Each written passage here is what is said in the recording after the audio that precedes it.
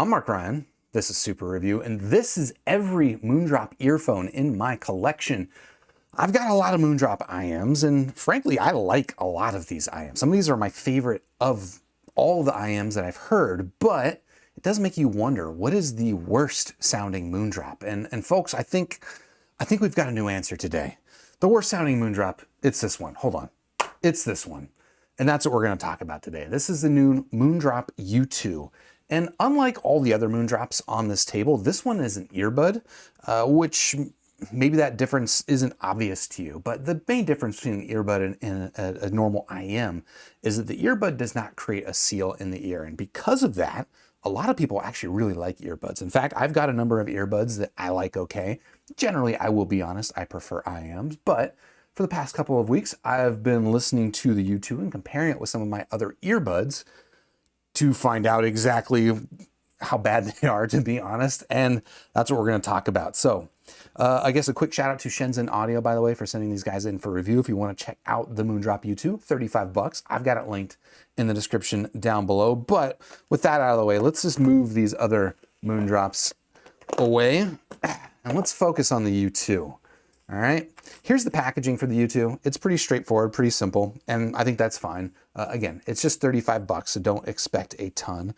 But this is the back of the box. Not a lot. There's not much, but it does include a little pouch, little carrying pouch, which is nice. And it also includes a decent selection of foams. And now this is important because if you're not into the earbud scene, it is kind of like a different thing than the IEM scene. The foams that this comes with will change the way that these things sound. And so people that are into the earbud game like to roll and try different foams and see what sound signature they like best. And we'll talk about that a little bit more later. But let's focus in here on the build quality of the U2, which I know actually looks a little bit strange. It looks very much like a paperclip. That was an analogy that was quickly drawn on my Discord server. Link in the description down below, by the way. And I think it's totally apt. These things definitely look like paper clips, but I don't really hold that against them. I would say that as far as like form factor on earbuds, these are actually pretty decent, maybe even a little bit better than average. And I'll show you what they look like in my ears. But before we do that, I will give you a quick rollout of this cable, which is generally a nice cable. It's a little bit on the thin and spindly side, and it's non-removable. I mean, obviously, if you've got soldering skills, any cable is removable, but this one, it's non-removable, but that's okay for $35 earbud. To be honest, that is pretty much par for the course. And you've got a little 3.5 mil connector down there, which I like to see. And then of course it terminates in the earpieces themselves. Anything else to talk about apart from putting these in my ears? I don't think so. So let's go and throw them in my ears. You can see what the U2 looks like in the ears of a 41-year-old man. I actually think that kind of look like ear jewelry. Like, well, that's the wrong camera. There you go. Kind of reminds me of like what I might look like if I was kind of emo and I had like those, what do you call them? The lugs, the gauges in my ears, which I don't, but maybe this is what I would look like a little bit. And yeah, I don't know. They definitely stand out, maybe more so than your average earbud in your ear, but is it a look that I hate? No, it's not. It's fine. I think it's a fine looking earphone. And build quality on it is about what I would expect for a $35 earbud. It is neither impressive nor a problem. In fact, if anything, the little extra bits of metal here that you get on this paperclip contraption is actually a little bit nicer than your average plastic build. So that is the physical form factor here on this guy. But of course, we got to talk about the sound on the U2, and I've kind of already given it away that I think this is the worst sounding Moondrop product I've heard. But let me go into detail exactly how. And like I mentioned, if you throw on these little foamies, you can adjust the sound. So we'll talk about what these sound like. First of all, let's actually talk about what they sound like with the foams. And typically what foams will do is they will fill out more of your ear concha, fill out more of that volume, and generally will enhance the bass. And that's exactly what you get here with the U2. If you've got the foams on, these become a very bassy set of earphones. And in my opinion, it's not a good bass. It's like really bloaty, really smeary, really, it just completely clouds any sense of detail. So in my opinion, these things sound significantly better if you don't use the foams. But even then, they still don't sound very good.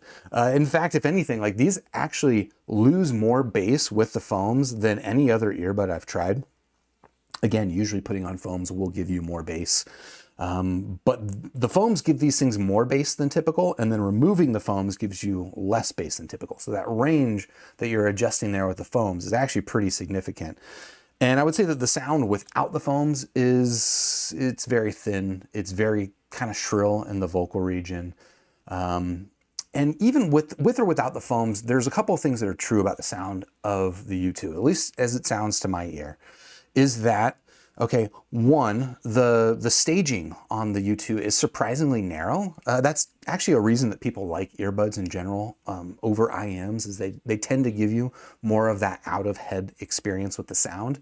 And the U2 really does somehow the opposite of that. It really, I was comparing it with Apple EarPods, for example. And the EarPods, they gave me that kind of out-of-head presentation, whereas going back to the U2, it immediately shoved that sound right back in between my eyes.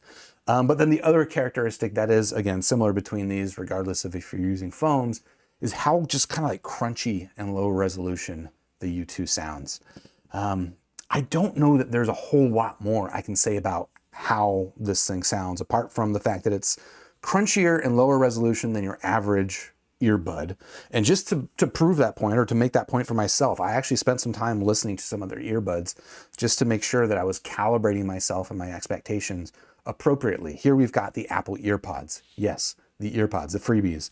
Here we've got the Fiio FF1. This is a around $30 earbud that came out last year. And then here we've got the HE150 Pro, which is my personal favorite earbud that I've heard. It was also around 30 bucks when I reviewed this like 6 years ago. And I would say this is still my favorite. These are probably my next favorite. Then these are a little bit bloated and boomy, but compared to the U2, these things sound phenomenal, because the U2 really just does not sound that great. And honestly, I don't know how much more I can sit here and talk to you about the U2. So I think we're going to conclude it on that note. The Moondrop U2, 35 bucks earbud. I'm excited. I'm kind of glad to see Moondrop getting back into earbuds, because this is not the first time they've done an earbud. They've done some others. I've never actually heard them. But unfortunately, this guy I don't like. Out of 5 stars, I'm going to give it just 2, which means I don't recommend it. But if you want to check it out, I do have it linked in the description down below. And while you're down there, if you haven't already, please do hit the like button, subscribe to the channel, ding the YouTube bell, and I'll catch you on the next super review. Cheers.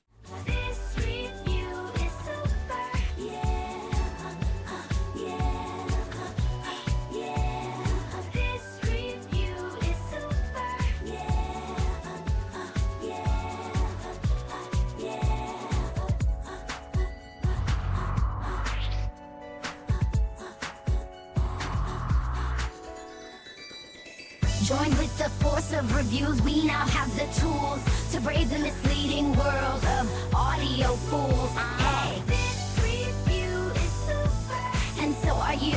Grab your headphones, sniff a graph, and share your thoughts in this pursuit.